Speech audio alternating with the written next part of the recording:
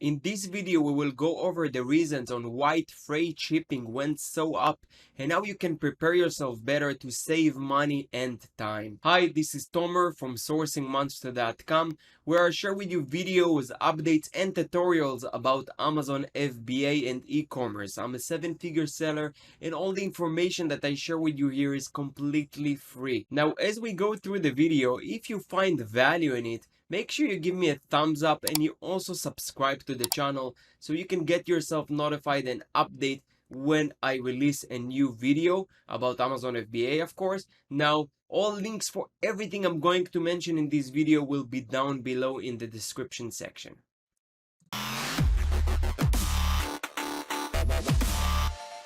Okay, so I don't know if you noticed, but I moved to a new house and I have a different office here. This is just temporary office, and in the next month, since I'm going to travel with this beautiful business model, I'm going to travel for a month and a half, and I'm going to have a different background and different locations where I'm recording videos. So that's part of it.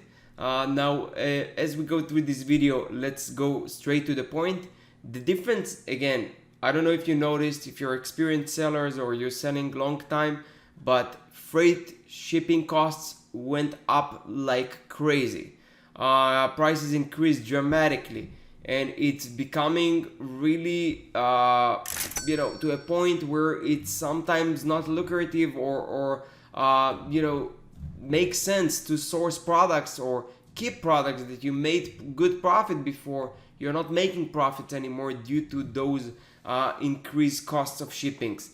So in this video, we'll cover first of all the reasons so you can educate yourself and know a little better on what's going on in the world right now of logistics, and also be more prepared on and taking actions and see what you can do to still be competitive and be able to make good profits. Okay, so this is a report or an article that we are gonna give credit to. It's globalvillagespace.com. Freight rates increased by 700% across the globe. This is insane. So why the increase in price? So trade imbalance between China and the West.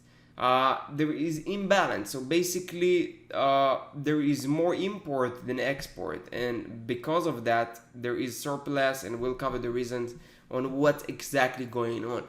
So China has been sending out 3 containers to the US and I assume to the rest of the world, and only receives back 1 container in return. This happens when China does not really need to import goods from other countries, and this is called a trade deficit. I guess deficit, how do you pronounce it? This happens when China exports exceed its imports or vice versa. So how does this affect shipping costs? Obviously, with more containers leaving China comparing to those arriving to it, China will eventually run out of containers to load their products for export. This will trigger a race on who gets to send their shipments first and who gets to bid the highest price among. This is actually something that I covered before and I explained. This is not something that will happen in the future. It says this will trigger. It's already in present. This is what's going on right now. Freight forwarders don't have enough containers, and whoever is bidding the highest price per container basically catch it and ship it. So the bigger players have much more power comparing to small sellers. Again, with those situations, I always look at it as an opportunity and how we can look at it and really work smart and creatively to bring and still be competitive. And I'll cover those later. There is a question here. Can we just send empty containers to China like all of those? No, it doesn't really. I mean, yes, you can.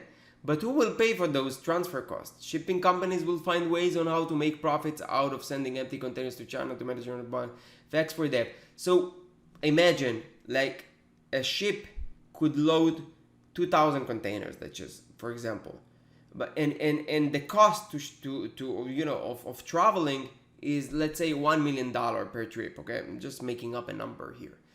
Imagine that the goods are empty. No one is really paying for the goods inside those containers, but the cost of travel is still $1 million.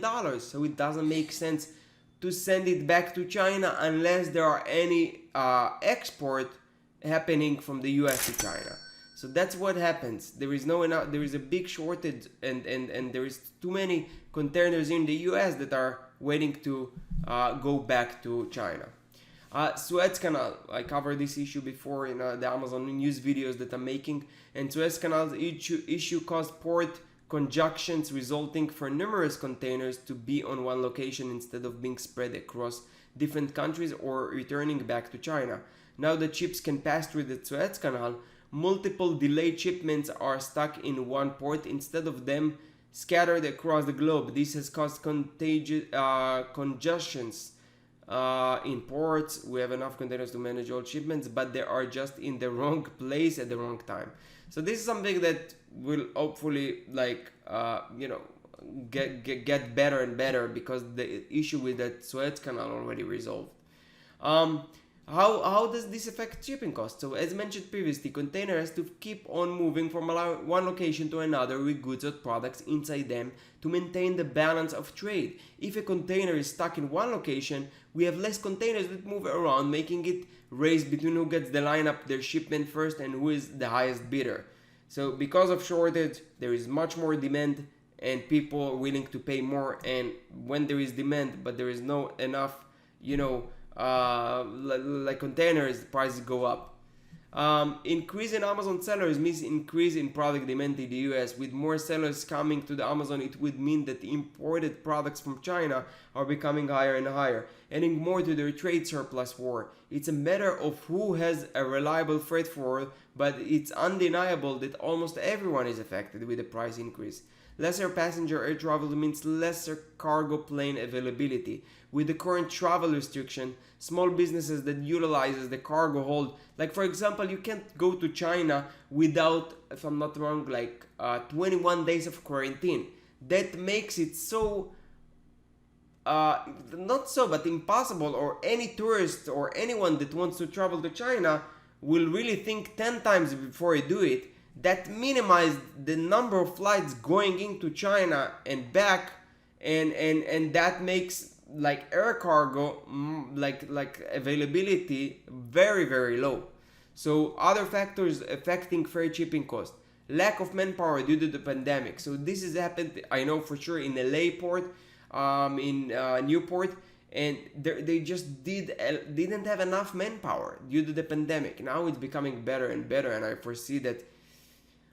I hope that, beginning of next year, after Chinese New Year, then we have Chinese New Year, things will get better. That's what I hope to. But there is no guarantee, Big shipping firms taking advantage. So the big shipping firms are, they want to ship first, and they of course bidding higher. So that's affecting the prices as well. They have no problem to just bid high and making everyone pay more. What you can do to protest your business. So first of all, I suggest that due also to the limitation and restrictions that I covered previous video about the account level restriction, rather the ASIN restriction. At first it looked very promising and good, but when I made that video, I think I had 50,000 units that I can ship to Amazon. Now I only have 25 or 30. I cannot ship any inventory, even one single unit to Amazon. This is crazy, because before it was on the ASIN limit and now it's on the account level, and that makes everyone's lives really, really hard. That means that everyone need to find a 3PL location in the US regardless. You need to have this no matter what. You also need to use, if possible, use your freight forwarder warehouse in China to store the goods for you and ship on demand like you do with the 3PL. The only difference here is that you'll need to be more safer with the safe stock that you keep there, and when you ship the goods, keeping enough buffer time and room for mistakes or delays. Get many quotes as possible. Now, more than ever, it really makes a difference. The shipping costs make a big difference on the bottom line. So you want to get as many quotes for any shipping that you can, really making sure that you are getting the best price and increasing your profits. And of course, consider alternative shipping methods. I use truck shipping. Someone taking a truck from China to Europe and driving it, and it takes like 14 days. So consider those options as well. Ask your freight forwarder, do you have any alternative shipping method, something new that came up?